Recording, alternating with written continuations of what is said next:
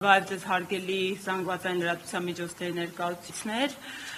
մենք բուռն հետընտրական գործընթացում ենք, նախ ով չգիտի ներկայանամ, Գոհար Մելոյան, Ուժեղ Հայաստան դաշինքի լիազոր ներկայացուցիչ, Ուժեղ Հայաստան դաշինքի խորհրդի անդամ, սահմանադրագետ, իրավաբան։ Հունիսի 7-ին կայացան ընտրություններ, ազգային ժողովի հերթական ընտրություններն են Հայաստանի Հանրապետությունում եւ այս հերթական ընտրություններում հիմնարար սկզբունքները, հավասարությունը, արդարությունը, թափանցիկությունը, ընտրողի ընտրական իրավունքի գաղտնիությունը էականորեն խախտվել են։ Եվ այսօրվա հանդիպման հիմնական նպատակն է ներկայացնելու մասշտաբետ միջամտությունների ու խախտումների։ Նախ ուզում եմ ներկայացնել, որ ընտրական խախտումները ոչ միայն ընտրության օրն են տեղի ունենում, այլև ընտրական խախտումները տեղի են ունենում մինչ ընտրական շրջանում։ Իսկ մեր պարագայում, Ուժեղ Հայաստանի պարագայում, կարծում եմ,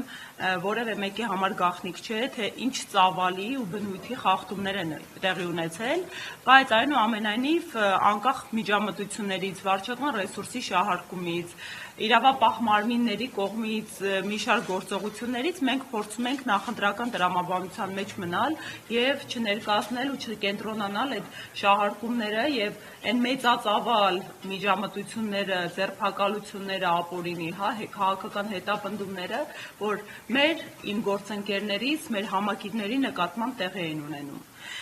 Հիմա այս ամենը լուսաբանելու ժամանակն է, որովհետև այս արդյունքները, որը նախնական հրապարակվել է Կենտրոնական ընտրական հանձնաժողովի կողմից, ուղղակիորեն պայմանավորված են նաև այս միջամտությունների ու խախտումների ծավալով ու ըստ էության ամբողջովին չեն արտահայտում Հայաստանի Հանրապետության ընտրական իրավունք ունեցող քաղաքացու կամքը։ Իսկ քաղաքացու կամքի արտահայտումը պետության հիմնարար պարտականություններ բնականon ապահովել, որովհետև մեր երկրում ըստ մեր սահմանադրության ժողովուրդն է իշխանության աղբյուրը եւ նման ծավալի միջամտություններն ու ապօրինությունները գալիս են այս բացարձակ սահմանադրական ճշմարտությանը հակասելու։ Հիմա առաջին հերթին ուզում եմ խոսել իմ գործընկերների ձերբակալությունների, կալանքների ու նրանց նկատմամբ տարաբնույթ խափանման միջոցների կիրառման մասին։ Մեր քաղաքական ուժից մոտ տավորապես 700-ին հասնող մարդ է ձերբակալվել, կալանավորվել, այդ թվում օրինակ տարեց կանայք, ովքեր ընդամենը եկել եւ գրանցվել էին որպես Ուժեղ Հայաստան կուսակցության անդամ, մարդկանց առավոտյան մտնում էին տներ, բերման էին ենթարկվում, բացառապես ահաբեկելու նպատակով, տանում հարցաքննում էին եւ այնուհետեւ բաց էին թողում։ Բազմաթիվ դեպքեր ունեն գրանցված, որ իրավապահ մարմինների կողմից նոր կարմիր գիծ հատվեց, երբ մարդիկ ձերբակալվում, բերման էին ենթարկվում եւ մարդկանց մոտ ժամեր շարունակ թույլ չէին տալիս փաստաբանի մուտքը։ Խախտելով մարդու այդ բոլոր, ասեմ, մի շարք դրվագներով մենք հանցագործության մասին հաղորդումներ ենք ներկայացրել եւ բնականաբար մարդու հիմնարար պաշտպանության իրավունքն էր խաթարվում։ Ասեմ ավելին, սա արդեն վաղուց չկիրառվող պրակտիկա էր, որը այս ընտրությունների նախօրեին վերակենդանացրեց իշխանությունը եւ ես շատ ցավում եմ, որ մեր երկրում իրավապահ մարմինները վեր են ածվել քաղաքական սպասարկուի։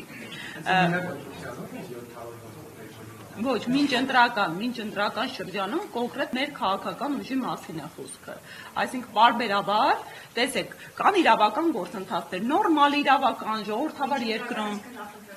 Այո, ոչ միայն քարոզարշավը, մի փոքր ավելի վաղ շրջանն էլ հաշվի առնելով, նախընտրական փուլում, տեսեք, նորմալ իրավական պետությունում, երբ մարդկանց հիմնավոր կասկած է լինում կամ ինչ-որ հանցագործության դրվագ է լինում, մարդիկ ծանոթանում են, հրավիրվում են հարցաքննության, ընթացակարգ գոյություն ունի։ Մեր պարագայում բոլոր դեպքերում, օրինակ մենք ինչ-որ մի գյուղում կամ ինչ-որ մի համայնքում, մարզում ունենք նախընտրական քարոզչության իրավիճակ։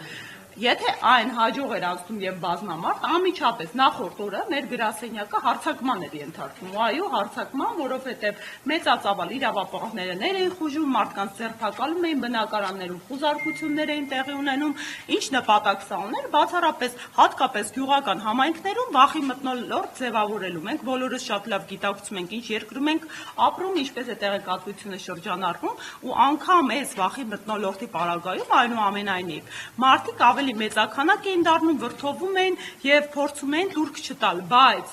Ինչ էին անում իշխանությունը եւ իրավապահ մարմինները։ Մենք բավականին որակյալ վերահսկողական ընտրական համակարգ են կառուցել։ Ես իմ ողջ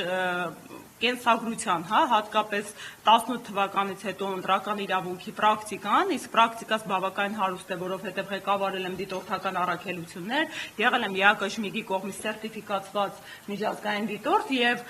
թե 2021 թվականին, թե համայնքային ընտրություններին Գյումրի, Երևան, վաղ շաբաթ շատ հաջող կարող եմ ասել վերահսկողություն ենք իրականացրել թե արձանագրելով եւ թե կանխարգելելով հարյուրավոր ընտրախախտումներ։ Հիմա այս ամբողջ պրակտիկան հաշվի առնելով հսկայական համակարգ ենք կառուցել։ Ունեինք բոլոր 2005 տեղամասերում ոչ միայն 1, ոչ միայն 2, այլ 3 վստահված անձանց համակարգ, ու ինչ էին անում իշխանությունները, հաշվի առնելով այդ համակարգում առավել պատրաստված գործընկերներից, այդ գործընկերներին փուլ առ փուլ ձերբակալում են։ Այսինքն ես 3 անգամ ստիպված եմ եղել մարդուն պատկերացնում եք, չէ՞, մարդը վստահված անձ է, պետք է դասընթաց իրականացնես։ Այդ հատուկ ստեղծած համակարգում հմտությունները մարդուն սովորեցնես, մարդուն ուղղորդես ոնց է աշխատանքը կազմակերպվում եւ այս համակարգը, որը ըստ էության կարող եմ անհամեստորեն ասել, կարելի է դարձնել ԿԸՀ-ի այլընտրանք։ ԿԸՀ-ն ընտրական գործընթացում գոյություն ունի կենտրոնական ընտրական հանձնաժողով բուրգեր։ Իր ներքևը 38 ընտրատարածքային հանձնաժողովներն են, դրա ներքևն էլ արդեն 2005 տեղամասային ընտրական հանձնաժողովներն են։ Մենք նույնատիպի այլընտրանքային համակարգ ենք ստեղծել, որպեսզի կանխարգելենք հնարավոր միջամտությունները։